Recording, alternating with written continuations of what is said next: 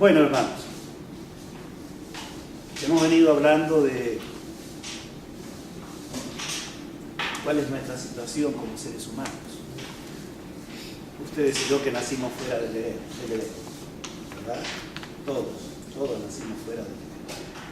Todos, absolutamente todos. Y por haber nacido fuera del Edén, tenemos dificultades. Es bien claro en Génesis capítulo 5, especialmente los primeros versículos, cuando ahora hay una variante impresionante. El capítulo 1 del libro de Génesis, los primeros capítulos, mejor dicho, mencionan de que los seres humanos fuimos creados a imagen y semejanza de Dios. Pero el capítulo 5 introduce una innovación, por cierto, no grande. Y es que ahora fuimos creados, vinimos a la existencia a imagen y semejanza de Adán. ¿Qué significa eso? Que ahora tenemos una naturaleza de pecado, que Adán y Eva, ¿no es cierto?, cayeron en la rebelión y pasaron a tener una naturaleza de pecado. ¿Se dan cuenta ustedes? Sí, eso trae dificultad. Pero gracias a Dios, lo que pasa es que podríamos correr esto un poquito más acá, ¿no es cierto? ¿Sí? Lo podemos poner más acá cerquita. La conexión eléctrica. No importa, pero eso no lo usamos. Justamente nomás ahí. O prueba si el cable se estira y si no se estira se va a cortar. Vamos a poder estar más cerquita de usted. Gracias. Muchas gracias. Ahí está. Acá está. Sí, más allá no, porque si no se van a tener que dar vuelta. ¿No es cierto? En lugar de ayudar, vamos a perjudicar. Bueno, hermanos y amigos en Cristo, quiero decirles que cuando nosotros realmente abrimos las Sagradas Escrituras con la intención genuina de poder encontrar la voluntad de Dios, no es difícil darnos cuenta dónde está la voluntad de Dios. No es difícil saber cómo encontrar el camino, la verdad y la vida. En otras palabras, a Cristo. A veces el problema que tenemos los seres humanos es que aplicamos el método deductivo cuando estudiamos la Biblia. ¿Qué significa? Que nosotros tenemos una cantidad de ideas antes preconcebidas en cuanto a Dios y su voluntad, y entonces como que vamos a la Biblia para encontrarnos con todas esas ideas que tenemos y después decimos, bueno, mis pensamientos coinciden con la Biblia. Ese método es muy dañino. Ese método impide que nosotros podamos realmente crecer en Cristo Jesús y en la voluntad de Dios. El método que Dios espera que nosotros adoptemos es el inductivo. ¿Qué significa eso? Que yo debería estar con la mente virgen, en blanco. Debería abrir la Biblia para ahora encontrarme con el mensaje de Dios. Y que el mensaje de Dios ahora pueda formar mis pensamientos en cuanto a Dios. ¿Se dan cuenta ustedes qué diferente es? Y esto es una opción maravillosa que deberíamos desarrollar cada día de nuestra vida, en la mañana, cuando estamos a solas con Dios, en comunión con su palabra, permitir que Dios a través de su palabra nos modele a nosotros y no nosotros tratar de modelar a Dios, haciendo un Dios de acuerdo a nuestro pensamiento, porque en última instancia eso es idolatría. Estaríamos siguiendo o adorando a un Dios que no existe realmente. Y aprovecho para decirles que a veces nosotros creemos que idolatría es solo cuando alguien se inclina delante de una imagen. Pero idolatría es también si ustedes y yo tenemos un concepto de Dios que no es el concepto verdadero que expresa la palabra de Dios. Entonces estamos adorando a un Dios que no es, porque no es real. Porque ese Dios lo fabricamos nosotros, en lugar de permitir, ¿verdad?, que Dios se forme en nuestra alma y en nuestro corazón a través de su abundante y preciosa revelación. Vamos a introducirnos en el Evangelio de San Juan, el capítulo 14, y de allí vamos a ver el verso 6. Es muy conocido este pasaje. Es más, algunos de ustedes podrían sentirse desanimados esta noche porque, bueno, el pastor está iniciando el tema con un pasaje que ya lo sabemos de memoria. Sí, es verdad. Y quizás lo sabemos de memoria porque justamente es de trascendental importancia para la vida espiritual nuestra. San Juan, capítulo 14 y verso 6. Dice allí la palabra de Dios. Jesús le dijo: yo soy el camino y la verdad y la vida. Y nadie viene al Padre sino por mí. Esta expresión de por sí, mis hermanos y amigos en Cristo, es contundente, es clara, es específica y además es la revelación del Creador. En otras palabras, Él es la persona camino, verdad y vida. También mencionó: yo soy la luz del mundo y el que me sigue no andará en tinieblas, sino que tendrá la luz de la vida. Y eso está en San Juan, el capítulo 8 y el verso 12. Ahora, lo increíble es que multitudes citan estos pasajes hablando y predicando del mismo Jesús, pero andando en diferentes caminos, apartándose del camino, enseñando diferentes verdades, o sea, abandonan la verdad y presentan diferentes luces, transformando la luz en tiniebla, como dice el apóstol San Pablo en Romanos 1 y 25. Hermanos, ¿qué estoy diciendo? De que hay miles de religiones que enseñan cosas parecidas,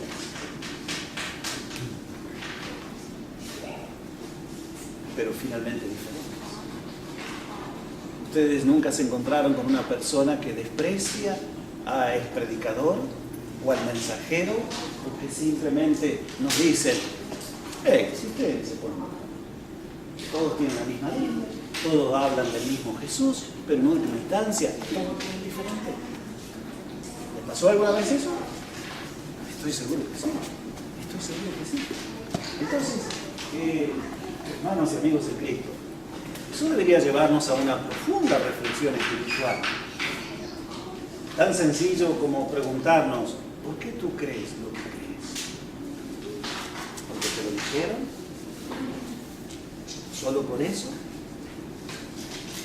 ¿O hay en tu corazón esa actitud que hubo en los cristianos bereanos cuando ellos escuchaban la predicación, se iban a sus hogares, abrían las escrituras y veían si esas cosas realmente eran como habían sido predicadas? ¿Se acuerdan ustedes de ese pasaje, verdad? De la palabra de Dios. Entonces, para que no nos desanimemos, es indudable que hay cosas básicas en el mensaje entregado por Dios. Algo así como el fundamento donde debemos ahora enmarcar toda la revelación, ¿verdad?, bíblica. Sabemos que como humanidad, por ejemplo, todos los seres humanos somos pecadores. Vamos a ir enmarcando ahora la revelación de Dios para no estar confundidos. ¿Estamos de acuerdo? Nos vamos a Isaías, el capítulo 53. Y ahí, mis hermanos, yo quiero que sigamos esta secuencia con la mayor atención, a pesar de que esto va a estar escrito, ¿verdad? O sea, ustedes van a tener el bosquejo de esto, pero es bueno que podamos seguir el desarrollo del tema. Isaías 53, y entonces el verso 6, dice la palabra de Dios: todos nosotros nos descarriamos como ovejas, cada cual se apartó por su camino, mas Jehová cargó en él el pecado de todos nosotros. No necesitamos hacer una exégesis de este pensamiento bíblico, es claro, y nos dice que en definitiva, ¿cuántos somos pecadores? Todos. ¿Y cuántos nos apartamos? Todos. Y vieron que la expresión acá que usa el profeta evangélico del Antiguo Testamento, el profeta Isaías, dice que nos apartamos por diferentes caminos. ¿Se dan cuenta ustedes de esa declaración bíblica? Vamos ahora al capítulo 3 del libro de Romanos, otro pasaje muy conocido por nosotros. Romanos capítulo 3, y nos detenemos en los versos 10 al 12. Y ahora leo de la palabra de Dios. Romanos 3, 10 al 12. Como está escrito, no hay justo ni aún uno. Quiere decir que todos quedamos fuera de la ecuación. Si alguien dice yo soy justo, está mintiendo. Porque la Biblia dejó a todos afuera de la posibilidad de ser justos. ¿Estamos de acuerdo? Por sí mismos, ¿verdad? Seguimos. Dice ahora, no hay quien entienda, no hay quien busque a Dios, todos se desviaron, todos, aún se hicieron inútiles, no hay quien haga lo bueno, no hay ni siquiera uno. Bueno, mis hermanos, esto es bien categórico. Había muchos pasajes más que podemos emplear, pero es más que suficiente. Evidentemente todos estamos en un mismo problema. Hemos pecado contra Dios. Lo maravilloso es que esa realidad de que todos somos pecadores, perdidos, es lo que permitió a Dios, en su amor, accionar el plan de salvación, sorprendiendo al universo por ese incomparable amor de Dios. Se los digo de otra forma. El hecho de que Dios tuvo que accionar el plan de salvación significa justamente que estamos perdidos. Si no estuviéramos perdidos, no había necesidad de un plan de salvación. El plan de salvación Dios lo puso en acción porque justamente esa era nuestra condición, la condición de perdidos. Ahora, ustedes y yo sabemos que hay dos tipos de pecadores. Pecadores que están arrepentidos y pecadores impenitentes. Eso marca una gran diferencia, ¿verdad? Porque eso significa en última instancia que no todos nos vamos a perder. Que va a haber un gran grupo que se va a salvar. Porque ya ahora están en una experiencia de fe, siendo salvados por Jesús, porque se arrepintieron. Que de paso ese es el comienzo de la experiencia espiritual de todo ser humano. Todo ser humano llega a Dios arrepentido. No hay otra opción. No hay otra opción. Es la única. Pero avancemos ahora en el siguiente pensamiento. Si todos hemos pecado, entonces todos, de acuerdo a una de las declaraciones, yo diría, clásicas de lo que es pecado, todos, absolutamente todos, hemos transgredido la ley de Dios. Vamos a leer eso. Eso está, ¿no es cierto?, en Primera de Juan, el capítulo 3, y el verso 4. Y dice la palabra de Dios: todo aquel que comete pecado infringe también. Y entonces agrega ahora el apóstol: pues el pecado es infracción de la ley. Ay, hermanos, eso significa que todos somos entonces transgresores de la ley de Dios, porque ya vimos claramente que todos somos pecadores. También, siguiendo, ¿verdad?, con el análisis que hemos estado haciendo cada noche, es evidente que Adán y Eva pecaron en el Edén porque transgredieron un mandamiento de Dios. Génesis 2, 16 y 17, ¿ustedes se acuerdan? Donde Dios les dijo: ustedes pueden comer de todos los frutos de los árboles, pero ustedes no deben comer del fruto del árbol del conocimiento del bien y del mal, porque si ustedes comen, van a morir. Ese era un mandamiento de Dios. Un mandamiento que de paso tenía que ver entre la vida y la muerte. Era elegir la vida o la muerte. Yo quiero decirles que en última instancia, la actitud nuestra frente a los mandamientos determina si queremos la vida o la muerte. pero estamos en una condición diferente a la de Adán y Eva. Ya vamos a avanzar, no se asusten pues. Ahora, si nosotros seguimos, hermanos, lo maravilloso cuando hablamos de los mandamientos de Dios es que los mandamientos de Dios son expresión del carácter de Dios. Es más, el apóstol San Pablo llega a personificar la ley de Dios. No sé si ustedes se dieron cuenta de esto. Vamos a ir a Romanos capítulo 7. Y entonces nos detenemos en el verso 12. Romanos 7, 12. Y ahora el apóstol, ¿no es cierto?, dice lo siguiente: de manera que la ley a la verdad es santa y el mandamiento es santo, justo y bueno. Hermanos, normalmente cuando alguien habla de que alguien, vaya la redundancia, es santo, justo y bueno, se está refiriendo a una persona.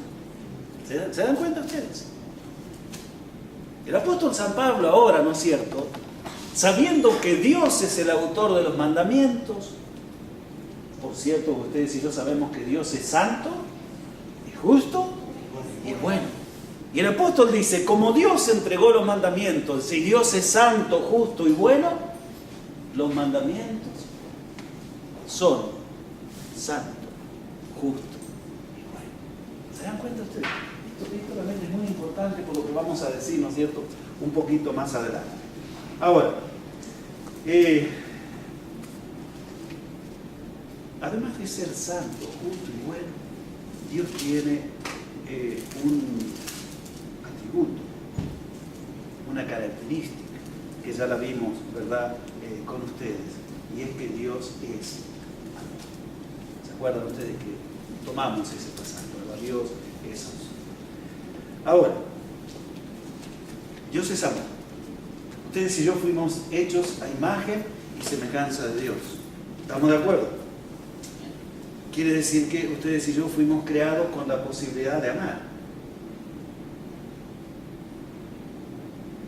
Entonces, ahora, si Dios es amor, si los mandamientos son el reflejo del carácter o de la esencia de Dios, y Dios es amor, y nosotros fuimos creados a imagen y semejanza de Dios, evidentemente Dios espera una reacción de amor de cada uno de nosotros frente a su voluntad.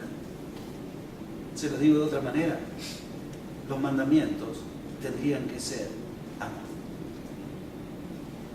¿Estamos de acuerdo? Porque yo diría, un reflejo del carácter de Dios. Y Dios es amor. Así que los mandamientos tienen que ser amor. Vamos a ir allí a San Mateo, el capítulo 22, para ver si realmente los mandamientos son amor. San Mateo, capítulo 22, y entonces, quizás para ser más exactos, ¿verdad?, a ver si los mandamientos permiten que nosotros expresemos amor, ¿verdad? San Mateo capítulo 22, y entonces vamos de los versos 37 al 40, y leo de la palabra de Dios. Jesús le dijo: amarás al Señor tu Dios con todo tu corazón y con toda tu alma y con toda tu mente. Y este es el primero y grande mandamiento. Bueno, parece que en el resumen de la ley, en estos dos grandes mandamientos, está presente allí en el centro. ¿Qué cosa? El amor. Y dice que nosotros como hijos de Dios, como hijas de Dios, debemos amar a Dios con toda el alma, con todo el corazón, con toda la mente, completamente. Verso 39. De paso en el 38 dice: este es el primero y gran mandamiento. Y el segundo es semejante: amarás a tu prójimo como a ti mismo. ¿Vieron ustedes? Otra vez la esencia del segundo mandamiento, ¿qué es? Amar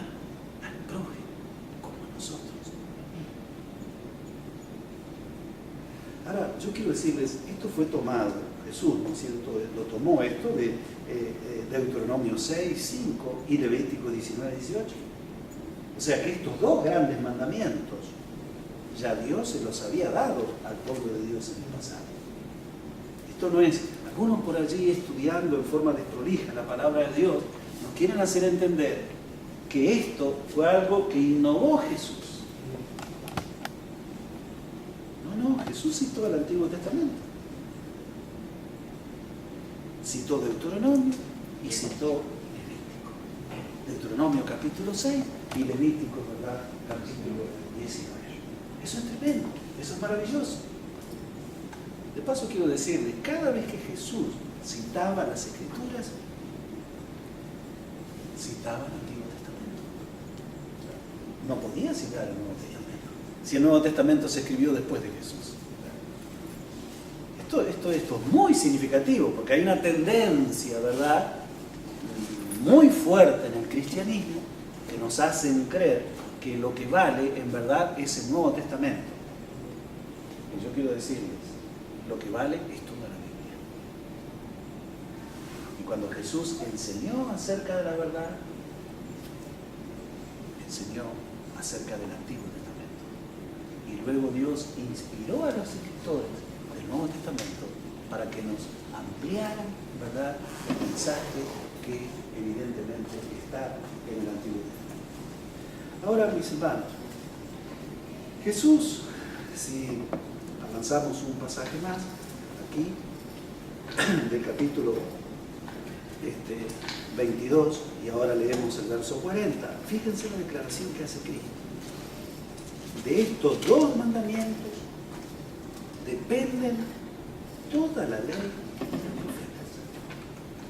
O sea que, sin forzar el significado de esta declaración, es indudable que toda la revelación presentada en la Biblia tiene ese fundamento. Tiene ese fundamento. Amor a Dios y amor al prójimo. Ese es el fundamento del mensaje bíblico. Porque como dijimos anteriormente, Dios es amor. Ahora, mis hermanos, leímos noches atrás de que Dios nos formó a su imagen y semejanza, como seres morales libres con la capacidad de amar.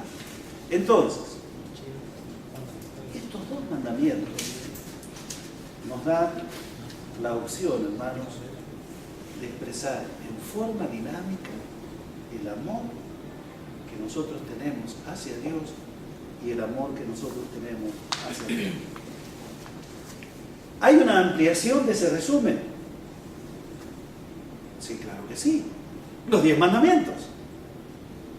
¿Y en los 10 mandamientos se conserva ese principio del amor? Sí.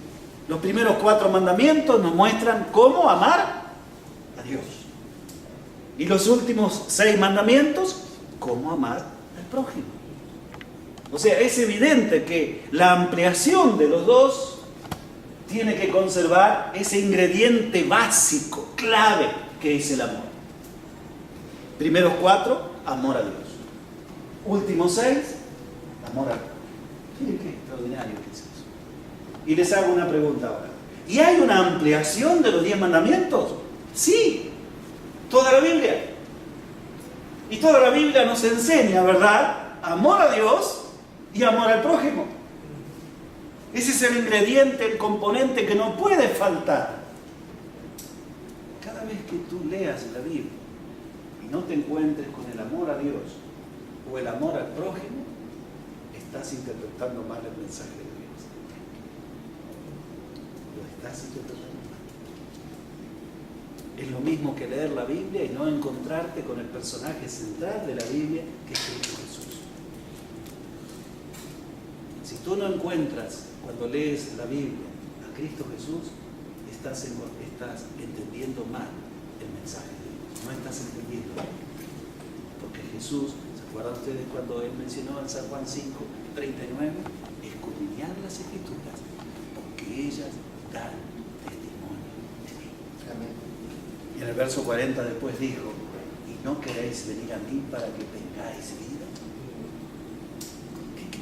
precioso, qué precioso, qué significativo es esto. Avanzar. Antes de la caída de nuestros primeros padres, los mandamientos, ¿verdad?, expresados por Dios, ahora, por supuesto, ellos eran santos, era ver en forma clara cuál era la voluntad de Dios. Y ellos en forma natural hacían la voluntad de Dios. ¿Entendieron este aspecto, verdad? Los mandamientos antes de la caída expresaban la voluntad de Dios.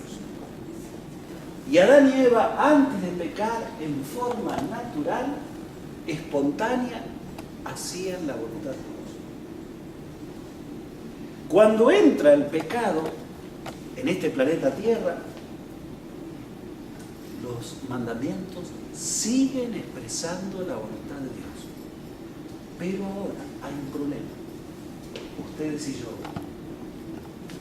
no aceptamos o podemos vivir en forma natural los mandamientos de Dios. Cambiar las cosas. Es más, ¿saben lo que hacemos en forma natural? Aborrecemos los mandamientos de Dios. ¿De veras? ¿Es eso posible? Sí, es eso posible. ¿Pero hay algún pasaje bíblico que diga eso? Oh, claro que sí. Vamos a tomar. Vamos a tomar. Vamos a detenernos, ¿cierto?, en el capítulo 8. Vamos a leer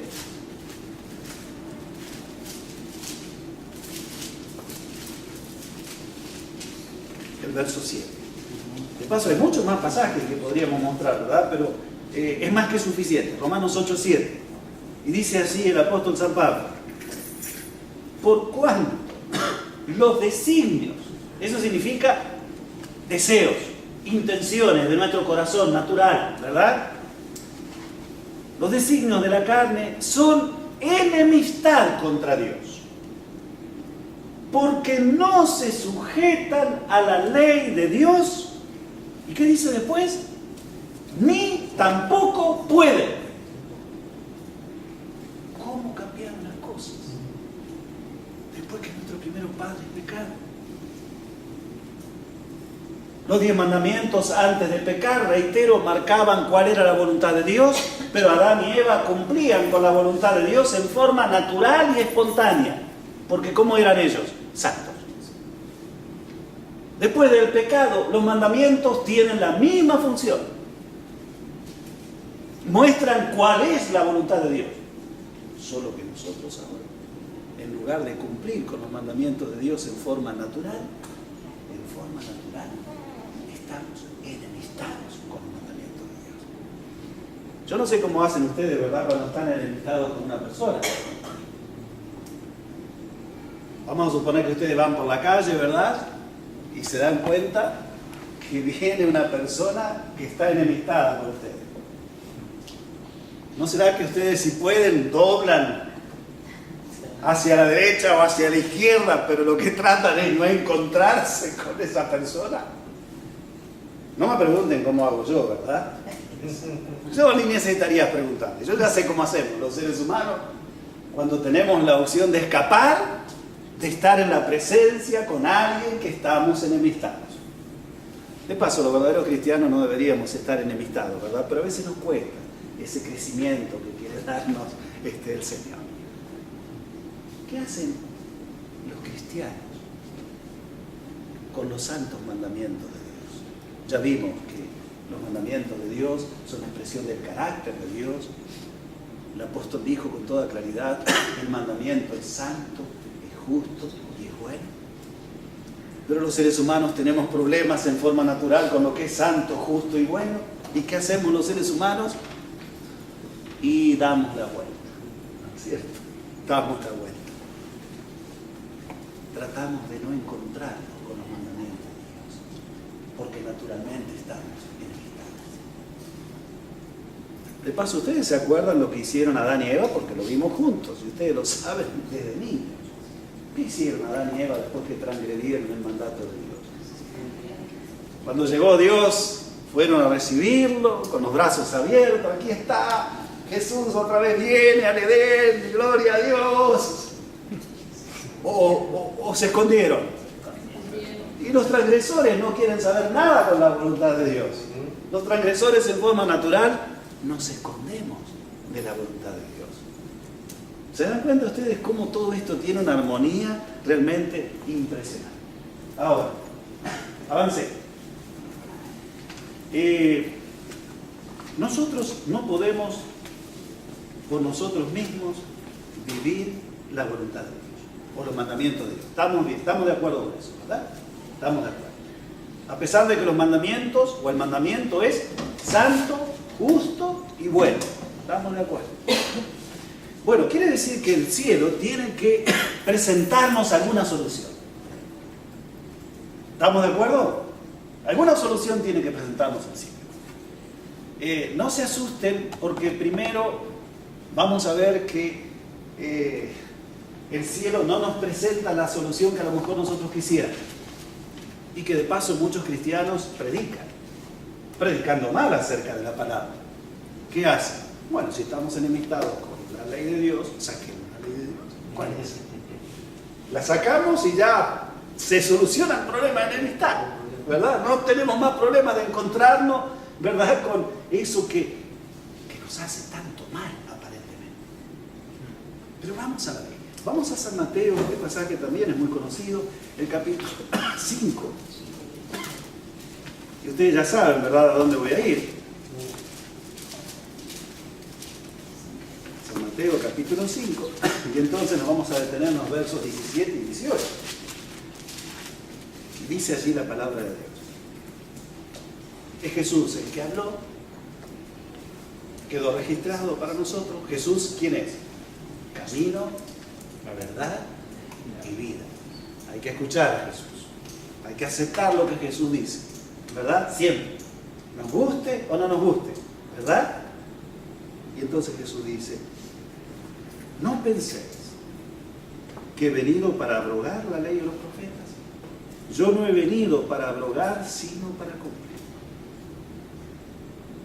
Porque de cierto os digo que hasta que pasen el cielo y la tierra, ni una jota, ni un tilde pasará de la ley hasta que todo se haya cumplido.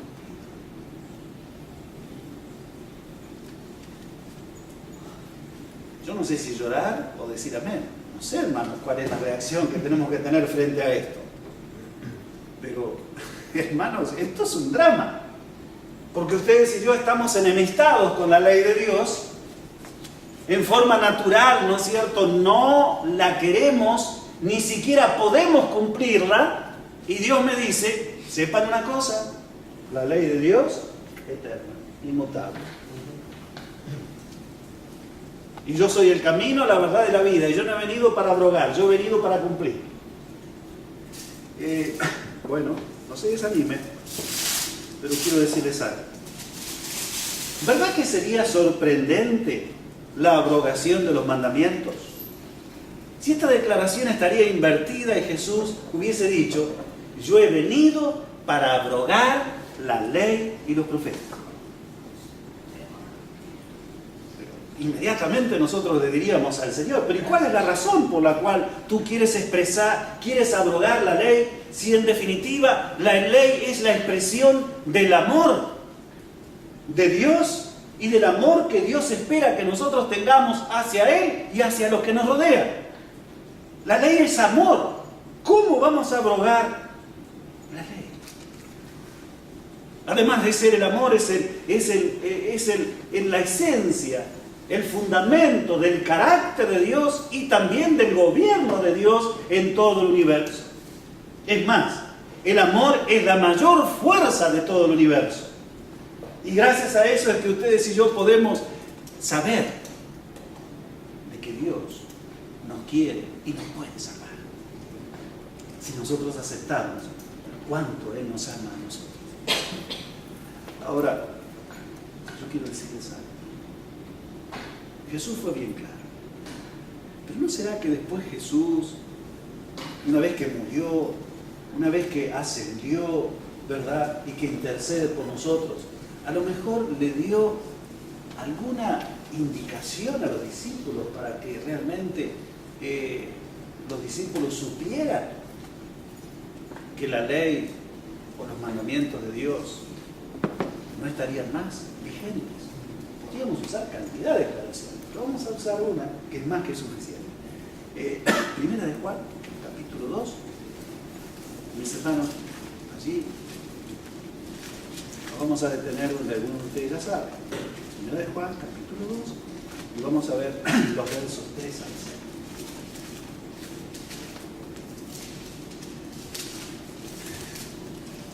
No sabemos todo lo que pasó, todo lo que tuvieron que enfrentar los discípulos, pero sabiendo lo que a veces nosotros tenemos que enfrentar como predicadores, ¿verdad? Es posible que en los días del apóstol San Juan había algunos cristianos que decían: amamos a Dios con toda el alma, amamos al prójimo como a nosotros mismos, pero en verdad los mandamientos de Dios no nos interesan para nada. Entonces el apóstol San Juan se anima a decir cosas que a lo mejor yo no me animo. ¿Ustedes nunca se encontraron con personas que aparentemente están llenas de amor, pero no quieren saber nada con la voluntad de Dios? Sí. De paso, yo quiero decirles, ¿no es cierto?, que allá se cuenta, yo creo que algo así yo ya les dije la vez pasada, dicen las malas lenguas que había un uruguayo que le pegaba a la esposa. Entonces lo enfrentaron, ¿verdad? Y dijeron: ¿por qué tú le pegas a tu esposa? Y él dijo: porque la amo, la amo por ley. Tengan cuidado con los uruguayos, de paso, ¿no es cierto? Pero, hermano, eso es como para decir: hay amores que matan realmente. ¿Cómo? ¿Qué clase de amor es eso? Eso no es amor, ¿verdad? Eso no es amor.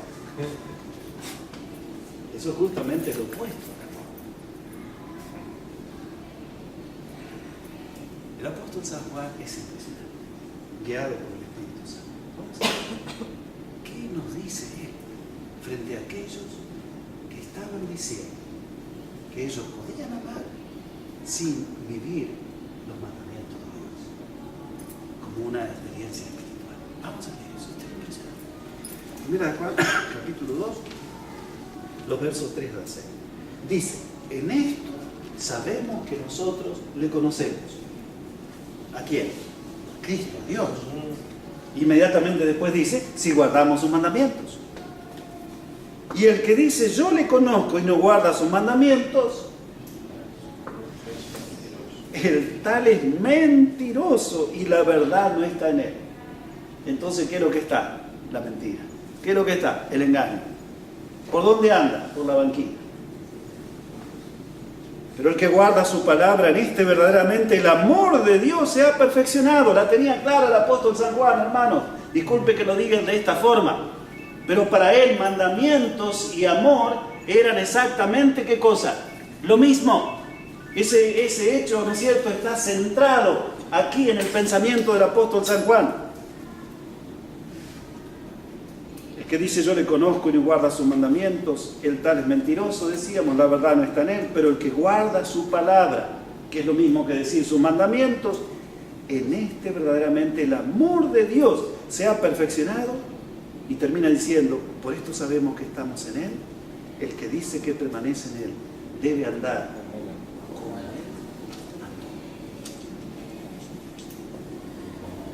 Bueno, Jesús dijo en diferentes oportunidades: a ver, ustedes que siempre me están de alguna manera acusando y persiguiendo, díganme qué mandamientos yo he transgredido. ¿Se acuerdan que ustedes en diferentes oportunidades Jesús mencionaba eso, verdad? A ver, díganme qué mandamientos yo he transgredido. Y todos permanecieron boca abierta, calladitos. No pudieron señalar un solo, ¿no es cierto?, yo diría una sola acción de Cristo que estaría violando los mandamientos de Dios. Claro, si Jesús dijo: yo no he venido para adorar, yo he venido para cumplir. Ahora, avancemos, hermanos. Avancemos en lo siguiente. Abrogar los mandamientos no solo sería abrogar el amor, también sería rodar lo que es santo, justo y bueno. Y el relato bíblico es bien claro. Adán y Eva, antes de pecar, estaban en el camino, estaban en la verdad, estaban en la vida. En otras palabras, estaban en Cristo, porque eran fieles a la voluntad del Creador, porque eran creyentes en Dios, porque amaban a Dios y porque en fidelidad expresaban ese amor que ellos tenían hacia Dios.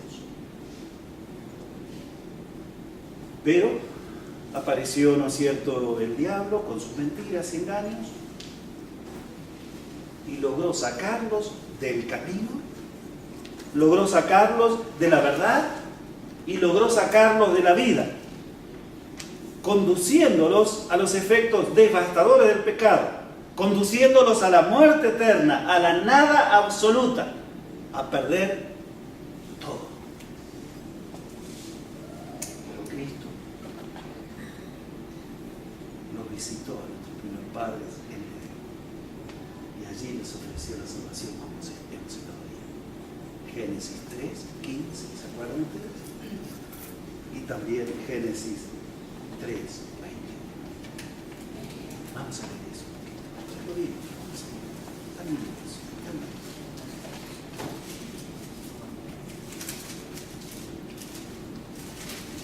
Génesis 3:21 dice: y Jehová Dios hizo al hombre y a su mujer túnicas, pieles y los. La desnudez del alma, consecuencia del pecado, fue cubierta por la inmaculada justicia de Cristo. El pecado ahora es cubierto por el manto de la justicia de Cristo, porque Cristo moriría para pagar por los pecados de ellos y les entregaría entonces ese carácter perfecto y santo que Cristo, ¿no es cierto?, tiene. Eso es maravilloso. Así que ellos salieron, mis hermanos, del Edén, tuvieron que abandonarlo, pero salieron con la seguridad en Cristo, en el Cordero de Dios, que quita el pecado del mundo, con la seguridad de ellos, que si ellos permanecían en Cristo, iban a ser salvos, e iban a tener un nuevo Edén, ¿no es cierto?, restaurado. Ahora, vamos a verlo en forma clara, este asunto en Primera de Juan, el capítulo 3 y el verso 8. Ya sabemos, ¿verdad?, cuál es la obra del diablo. ¿Cuál fue la obra del diablo? Sacar a nuestros primeros padres del camino, de la verdad, de la vida, y conducirlos, ¿verdad?, a un falso camino, conducirlos a la mentira y conducirlos a la muerte. O sea que el diablo pudo sacar a Adán y Eva del camino de la fidelidad y de la obediencia y lo llevó al camino de la rebelión a la voluntad de Dios. ¿Estamos de acuerdo? Esa fue la obra del diablo. ¿De acuerdo? ¿Cuál es la obra de Cristo? Miren qué precioso es eso, y nosotros tenemos esto en la mente. Primera de Juan, entonces, capítulo 3, verso 8. Y leo de la palabra de Dios. El que practica el pecado es del diablo, no dice el que peca, sino el que practica, el que no quiere abandonar el pecado, ¿verdad? Es del diablo, porque el diablo peca desde el principio. Pero ahora hay otra verdad solemnísima. Apareció el Hijo de Dios para deshacer las obras del diablo.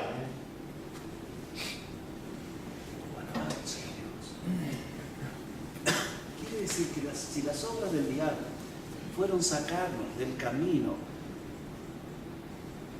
verdadero y nos llevó a la mentira, al engaño y a la muerte, el camino de Dios para deshacer las obras del diablo es llevarnos al camino, llevarnos a la verdad y llevarnos a la vida. En otras palabras, sacarnos de la rebelión a los mandamientos de Dios y ponernos en armonía con los mandamientos de Dios, por obra y gracia de Dios. Eso es deshacer las obras del diablo.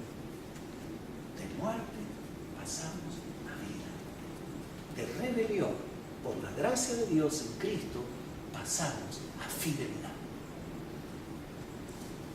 Pero vamos a todavía leer 2 pasajes más, que son realmente, yo diría, muy significativos para que no vayamos a tener un concepto equivocado, ¿verdad?, de la voluntad de Dios.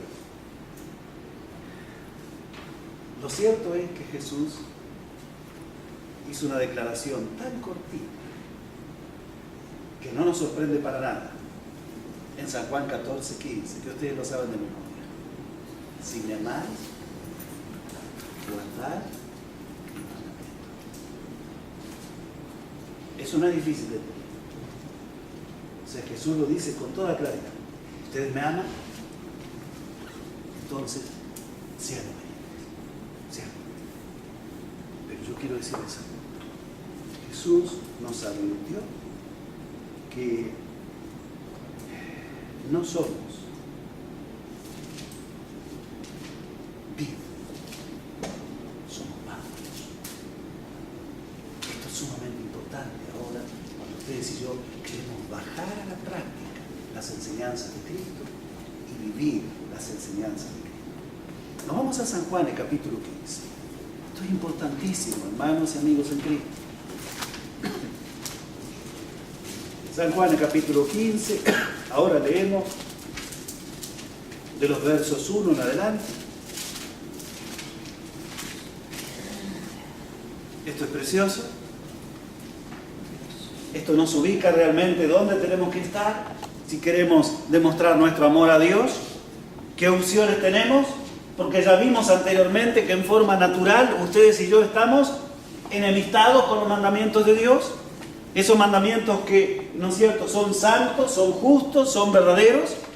No los podemos guardar por nosotros mismos. Pero hay una solución. Dice así: yo soy la vid verdadera. Mi Padre es el labrador. San Juan 15:2. Todo pámpano que en mí no lleva fruto, lo quitará. Y todo aquel que lleva fruto, lo limpiará para que lleve más fruto. Bueno, es evidente, ¿verdad? Ustedes y yo no somos la vid. Somos pámpanos. O sarmientos, ramas. ¿La vid quién es? Es Cristo. Seguimos. Ya vosotros estáis limpios por la palabra que os he hablado. Y ahora dice: permaneced en mí y yo en vosotros. Como el pámpano, el sarmiento o la rama no puede llevar fruto por sí mismo si no permanece en la vid, así tampoco vosotros si no permanecéis en mí. Quiere decir que, hermano, Jesús me está diciendo, amigos en Cristo, la única forma de que ustedes y yo podamos hacer la voluntad de Dios es que estemos unidos a la vid. Y si estamos unidos a la vid, Jesús no solamente perdona nuestros pecados, sino que nos capacita para que nosotros podamos vivir su voluntad. Entonces, cuando el cristiano ahora vive la voluntad de Dios, ¿de quién es el mérito? ¿Del pámpano o de la vid? Hermano, obviamente, de la vid. El mérito es de Cristo. Él es el que capacita para que nosotros podamos hacer su voluntad. Si Él no nos capacitaría transformando nuestro corazón, ustedes y yo jamás podríamos hacer la voluntad de Dios. Seguimos. Yo soy la vid, vosotros los pámpanos, el que permanece en mí y yo en él, este lleva muchos frutos, porque separado de mí nada podéis hacer. ¿Cuántos mandamientos podrías practicar separado de Cristo?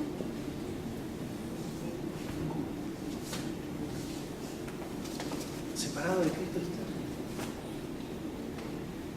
El que en mí no permanece será echado fuera como pámpano y se secará, y lo recogen y lo echan en el fuego y arde. Pero si permanecéis en mí, mis palabras permanecen en vosotros, pedid todo lo que os queréis y os será hecho.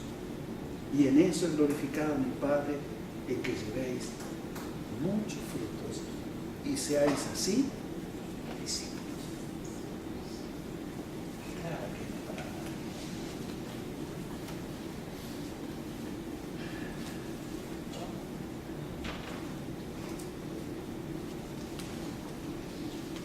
verdad, si Dios no nos motivaría, nos inspiraría a cumplir con esos mandamientos que son santos, justos y buenos, y nosotros, pecadores, perdidos, rebeldes, hasta limitados, a lo mejor alguien podría intentar ser un cristiano sin tener a Cristo en el alma. Pero frente a esa realidad, la perfección de la ley de Dios, la incapacidad nuestra natural, porque somos pecadores, evidentemente nos conducen inexorablemente a rendirnos en forma total a Cristo Jesús y decirle: acepto que tú quieres que sea una rama, pámpano, sarmiento, pero que esté recibiendo de la vida de Cristo, que esté siendo nutrido por Cristo, capacitado, transformado, para que yo pueda vivir como un hijo de Dios. Mi hermano, hay un pasaje más que quiero ver con ustedes para terminar, que está en San Mateo, capítulo 7. San Mateo, capítulo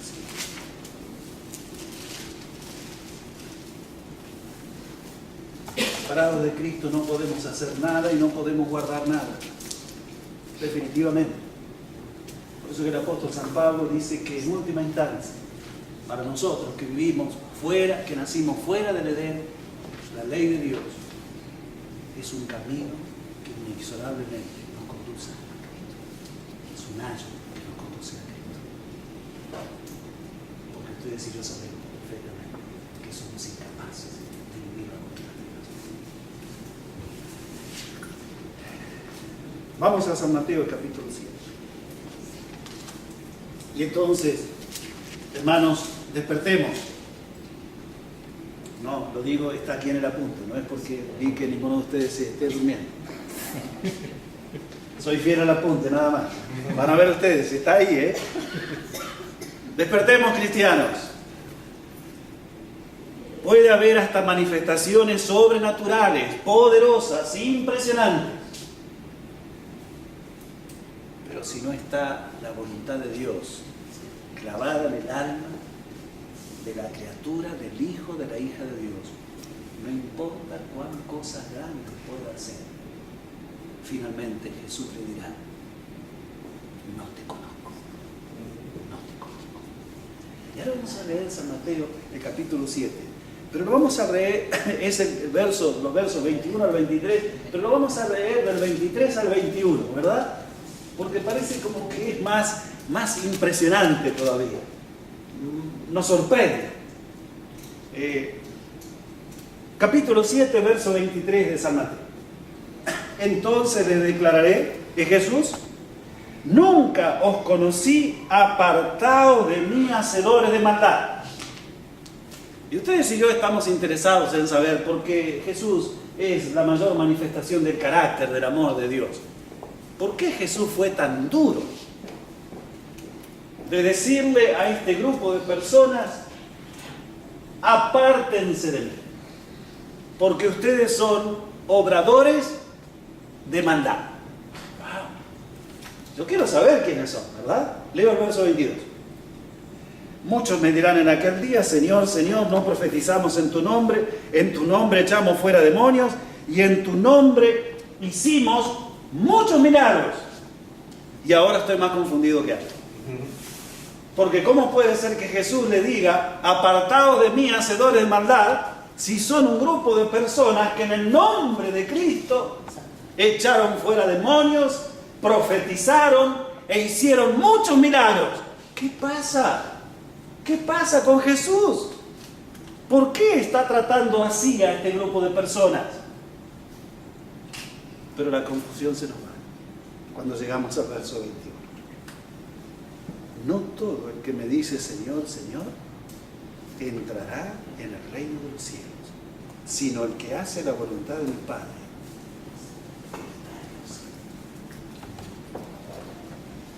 Hacían muchas cosas,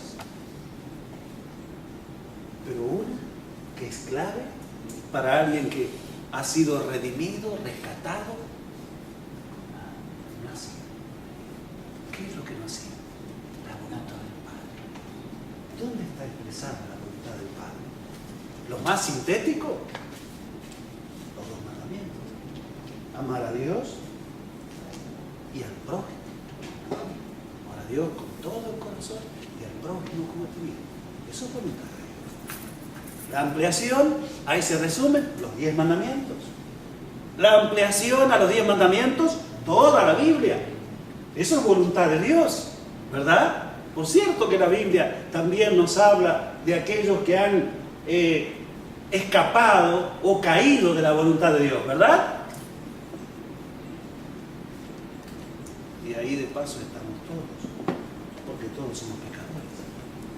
Pero el plan de salvación tiene que ver con Cristo que deshace las obras del diablo. El diablo logró apartarnos de la voluntad de Dios y ahora Cristo logra, por gracia, ¿verdad? Después que nos salva, conducirnos a la voluntad de Dios. ¿Estamos de acuerdo? Vieron que yo fui muy específico. Cristo, después que nos salva, nos conduce ¿a dónde? A la voluntad de Dios. ¿Estamos de acuerdo? ¿No es maravilloso? ¿No es maravilloso? Entonces, mis hermanos, ¿dónde quieren estar ustedes? ¿Dónde quieren estar?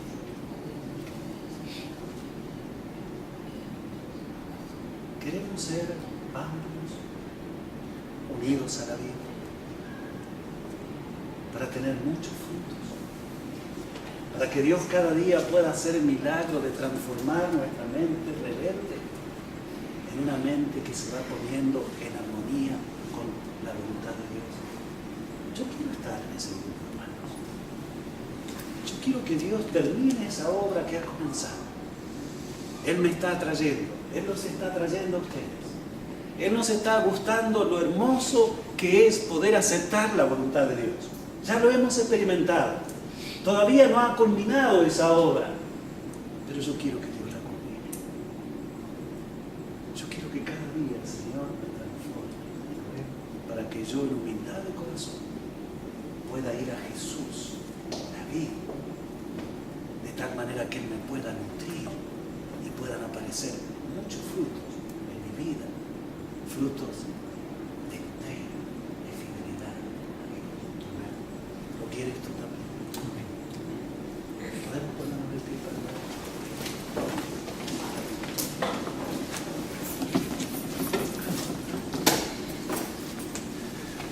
Amado Padre, que moras en los cielos, te damos gracias porque tu palabra nos presenta de forma tan clara, tan profunda, tan real, de que Jesús es el camino, es la verdad y es la vida.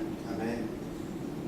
Y gracias porque Jesús murió para que nosotros lo reconociéramos después de haber estado rebeldes, después de haberle escupido el rostro, después de haberle dado la espalda, después de tantas cosas feas como pecadores. Él murió para perdonarnos, pero Él murió también para transformarnos. Él murió para que ese corazón rebelde que tenemos en forma natural, por un milagro divino, sea un corazón que comience a amar tu voluntad, amar tus mandamientos. Gracias, Padre, porque tú primero nos salvas. Gracias, Padre, porque después de salvarnos, nos conduces a tu voluntad, a tus mandamientos. Bendícenos, Padre, para que podamos permanecer